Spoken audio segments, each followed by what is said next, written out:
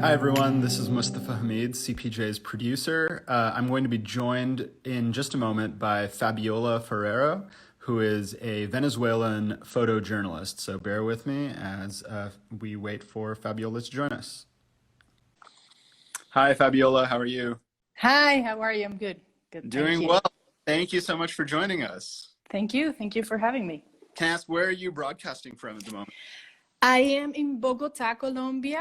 I'm usually based in Caracas, Venezuela, but I entered the country like right before the borders closed. So I'm here at the moment.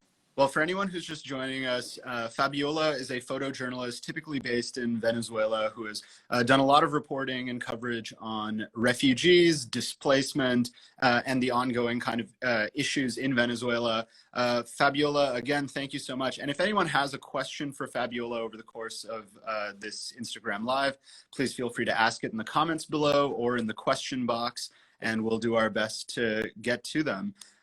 So Fabiola, again, thank you. At this point, what has it been like over the past couple of months since the border closed, and how has it affected your work? Well, the work is one thing because obviously there's less assignments. You cannot travel to different countries as you used to. But at the same time, I think the most important thing is how it's affected the Venezuelan migrants here in Colombia. Colombia is a country that has received the most. It's over 1.5 million Venezuelan migrants at the moment in Colombia. And with the quarantine, they become even more vulnerable because these are people that usually work in informal activities and they cannot go out to the streets to make the living. So these are people that used to They came escaping from hunger. They came escaping from one of the biggest economic crises in the moment, and they are very scared of have to live that again. They don't know what they're gonna eat by the end of the day, and they're essentially trying to figure it out. And one of the things that I've been doing since the quarantine started is I handed out these notebooks, sort of diaries, to a group of migrants so that they could keep a track for a period of 3 days or 5 days. Obviously, I don't ask them too much, but like keep a record of what they're eating at this time. And most of them just write breakfast, nothing, lunch, nothing, and dinner, rice and potatoes or rice and sausages. Like they're not eating properly. And this is the same reality that they were escaping from just a couple of months ago. So it's an already vulnerable population, a vulnerable community that's just been exposed even further by this crisis. I guess, I wanted to also ask you, like, how did you get started covering this subject? Like, when did things really pick up for you? And how has the story changed over the past couple of years? I started working first as a reporter, as a journalist, covering essentially just local news back home in Caracas, Venezuela. And eventually when the crisis started hitting really, really bad, that was after 2015 and especially after 2017, then I started to develop like long-term projects after I covered street protests, and I don't know, press conferences, stuff like that. I started to try to go deeper into some subjects. And one of the subjects that I'm most interested in is the psychological effects that migration has or the crisis has had in Venezuelan citizens. And in this case in particular, the migration interest comes from the fact that my own family is left the country. They all left the country. It's a family of 5 people and I'm the only one who's still based in Caracas. Obviously, they are not refugees. They're not forced migrants. These are people that left voluntarily looking for better opportunities. But I definitely relate to the pain of the grief that migration creates. So that's when I started to focus on that, and in different levels as well, because I have work that focus on these voluntary migrants that left and how Caracas in Venezuela looks after the people leave. Which is something that not people are not used to thinking of that. Like what happens to the people who stay behind? So that's one area of my work. And the other one are the people who didn't leave voluntarily, that had to escape violation of human rights, hunger, the health system that is definitely one of the worst in the continent at the moment. So those are like the two main areas of my work at the moment. Right. And so I guess one question that I would have now is like, as the COVID pandemic has swept in, you talked a little bit about how this displaced population was left even more vulnerable. How did it affect your work as a photojournalist? I mean, for us at CPJ, a lot of our focus on photojournalists revolves around the fact that photojournalists, of course, have to be on the front lines when they're covering conflicts, when they're covering difficult stories. They don't have the same, call it luxury, I guess, of being able to report from far away. They have to be up close. So in the case of this pandemic, which forces a bit of distance and a bit of removal, how have you kind of carried on your work? In this case, just trying to protect me physically with all the equipment that I can get, like a good mask, protecting my eyes is really important. And then after, I don't touch anybody when I'm in the place, which is quite difficult when you're a photojournalist, because one of the rules that we have is like try to get as close as you can and getting as involved as you can with the people. And I was visiting closed places because these are buildings where Venezuelan migrants live in Bogota. So that the only way that I could protect myself and protect them as well, because I was visiting different communities and I didn't want to represent a risk for them, was not touching anybody, taking the pictures as far as I could, being completely protected. I brought my own alcohol and I would, give them to them whenever they touched anything. The notebooks were sterilized before I gave them to them, for instance. And that sort of thing. I think just like the basics, which is quite difficult at the same time, because as a freelance, you are always a little bit scared that if something goes wrong, you don't have anybody to back you up. Right. So you are extra careful to, not get sick, not get robbed, not get attacked, not get in trouble, because you feel like you're on your own. Even when there are institutions, you know that you don't have a contract with a media outlet to support you. So yes, indeed, working as a freelance in different kind of situations. Same happens with protest or with high risk situations. But now with the virus, it's essentially the same feeling, the feeling of I need to take care of myself because I'm the only one who's here for me. Yeah, essentially. And how has it been difficult for you to form kind of, I guess, I don't know if you have support system in Colombia or in Venezuela that's been to you as a freelancer, or if it's been difficult for you to figure out kind of a routine or a regimen of steps that you take to take care of yourself. But what has that been like for you? No, I think I participated in a few online workshops of safety, just to know the basics, and then I just follow the steps very like I'm very careful with that. And also the journalists here in Colombia they have a very good community. So in that sense, that also helps with making you feel like you're good, like you're safe, like if anything happens, you have a group of people there that can help you. So right. I don't know if that answers the question. Well, yeah, I mean, certainly it does. Okay. I think that it seems that having a tight-knit sort of community of journalists or people who are kind of covering similar issues or going through a similar set of struggles, I guess, as you when you're trying to get the story makes a big difference. We do have one question from the audience for you, which is, what advice would you give to someone who wants to become a photojournalist, and what sort of steps did you take to get started? Well, it depends on what kind of work do you want to do, because the photojournalism work is huge. You can go to work with agencies, or you can do more my kind of work, which is more slow-paced documentary, long-term projects. In any case, you need to start going out to the streets, not now, but when you feel safe, and find a subject that you really care about, that you can connect with personally. And then that will keep you motivated over time. So that's important. And have one long-term project, at least. I think it's very important for you to present to editors. But the most important thing, I think, is start talking to people, start exploring outside and also within what is it that you're interested in, and then start working on it. Right. So before, before the pandemic kind of changed the way that you approach your work and the way that people, kind of live their daily lives, what sort of obstacles were you most commonly running into? Well, coming from Venezuela, I think one of the things that worried me the most was my safety, my physical safety. I was once in 2017, the CPJ was there to help me actually, attacked by a group of 15 armed men that came towards me and took all of my gear.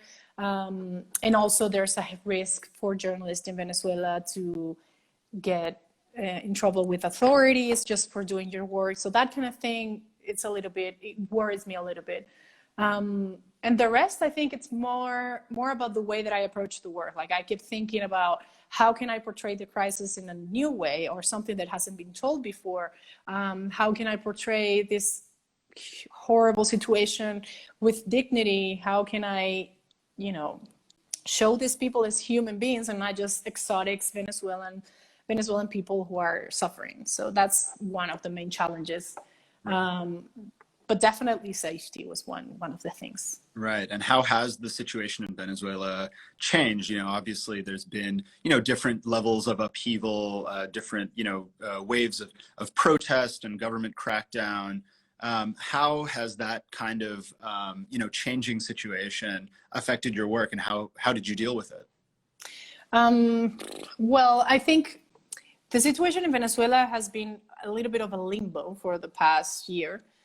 With the appearance of this new political figure, Juan Guaido, who claimed himself president, and then you had people, some countries believing that he was recognizing him as the president, and then you have some other countries recognizing Nicolas Maduro as president. So that still remains there, like that kind of not really the doubt of who's in charge, because that has become clear. And then Guaido also has lost a lot of his support in people inside the country.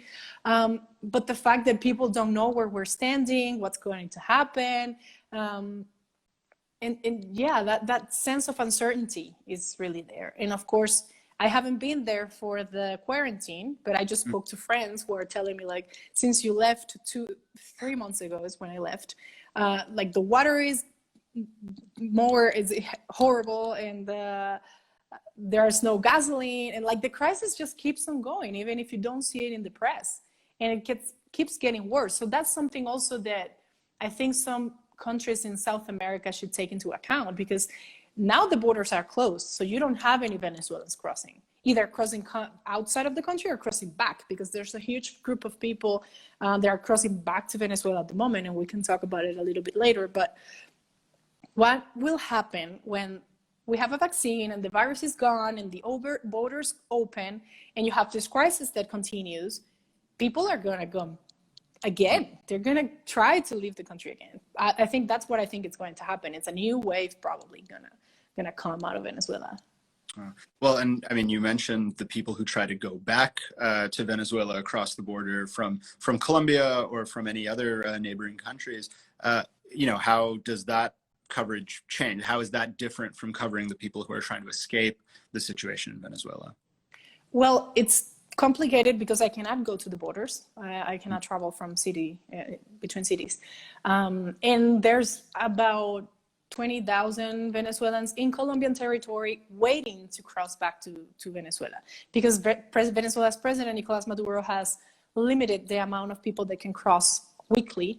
And around 75,000 people have left since the lockdown started. So these are people, you have to be really desperate to try to go back.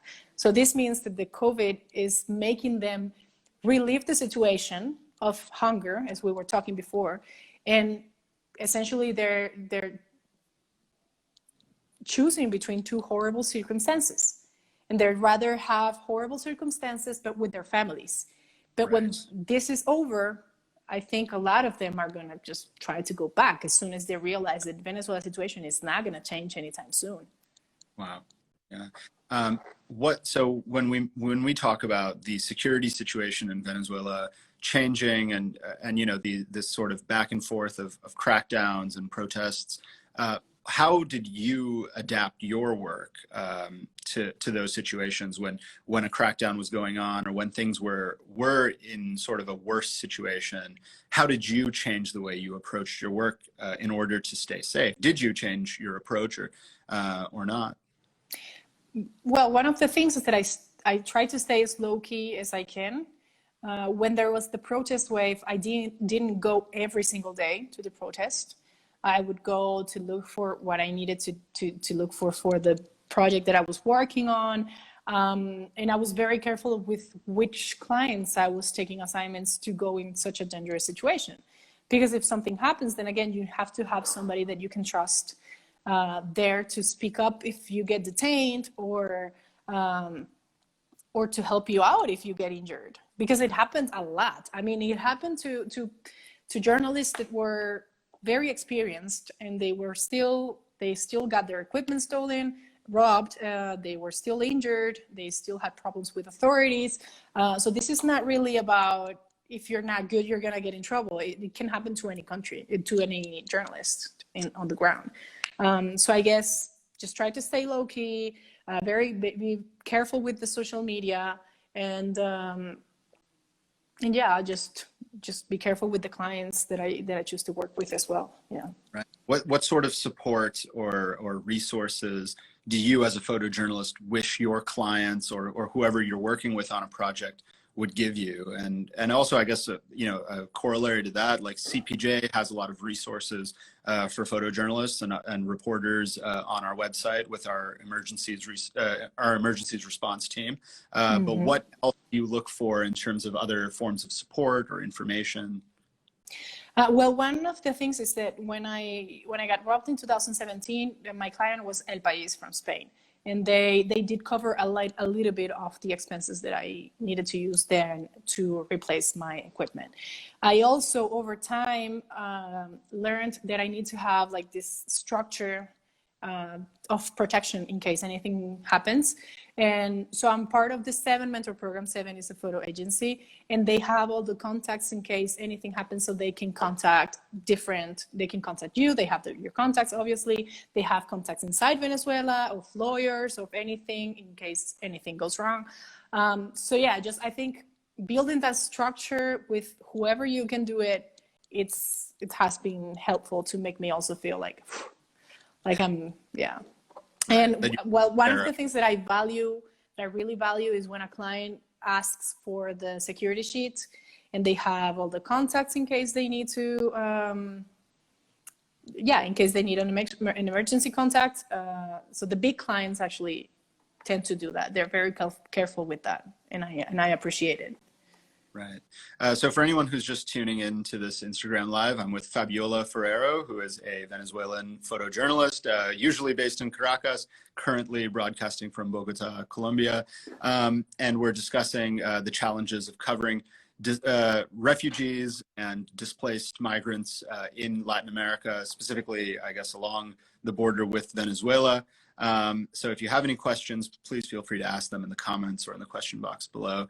Febiola, I guess one other question I would like to ask you about is what sort of additional resources or information you think would be useful for photojournalists to have, that in your experience, what has been a situation where you felt underprepared and then later you had to kind of think about the changes that you would have made the next time you had to cover? How can we help photojournalists be more adequately prepared before they go into the field? Yeah, well, one of the things, as I said before, is you need to have people that know where you are.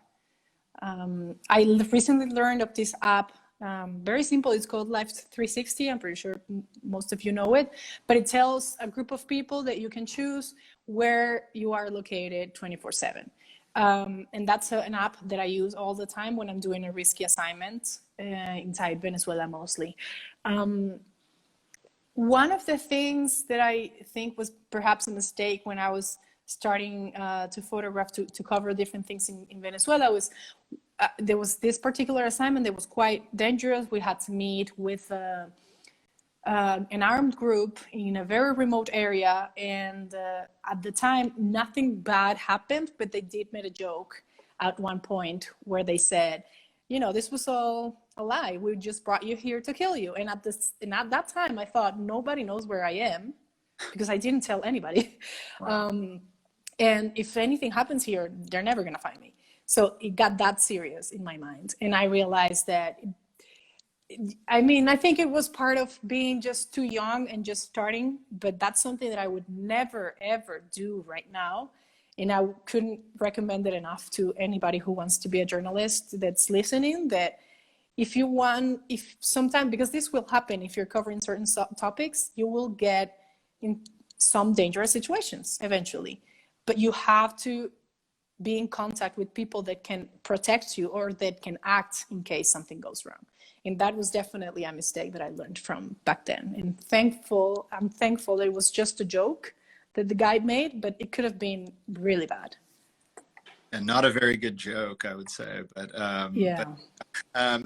So now, you know, this several years into covering this phenomenon of refugees out of Venezuela and people who have been displaced by the conflict, what is your idea of, I guess, the outlook over the next 6 months, over the next year? I know so much is unpredictable right now, both with the coronavirus pandemic and, you know, with the situation in Venezuela. But how do you see this changing? You've talked a little bit about how you expect a new wave of refugees once the borders reopen, but how do you think your coverage might change alongside that? It depends. I think it depends on the circumstances. As you said, it's very difficult to plan ahead, to think of what could happen, because everything is so uncertain, and we don't know if there will be a vaccine in the next 2 months or 6 months or in a year. So it would all depend on that. What I do think is going to be the most important thing in the next few months is the access to food problem with vulnerable communities around the world, not just refugees and migrants, but like a certain group of society who didn't have the benefit of just staying home because they need to go out to eat. Right. And that will become, I think it's already becoming the biggest problem that at least Latin America is going to face. And you can see it already in Colombia. So I think definitely I will focus on that in the next few months, on the access to food, and in my case, Venezuelan migrants here in Colombia. Right. And so now I guess just to wrap up our conversation, just to ask you about how, you know, like what, I guess, are the biggest challenges that you foresee for yourself covering refugees in the future? Right now, you're still somewhat, at least under, maybe not lockdown. You mentioned that you're going out, you're using protective gear. I did a little bit, but I'm not going out anymore. Like it also, yeah. Well, again, it's also difficult to know what I'm going to face in the next few months as a journalist. If the virus continues, obviously, then that's going to be the main challenge, to stay healthy, to stay and to not be a risk for the people that you interview as well. But that's a hard question to answer, honestly, because I still have to go back home at some point. And I still don't know when that's going to happen. So we'll see. Wow. Well, Febiola, thank you so much again for joining us and telling us all about this, you know, challenging topic and the difficulties in covering it.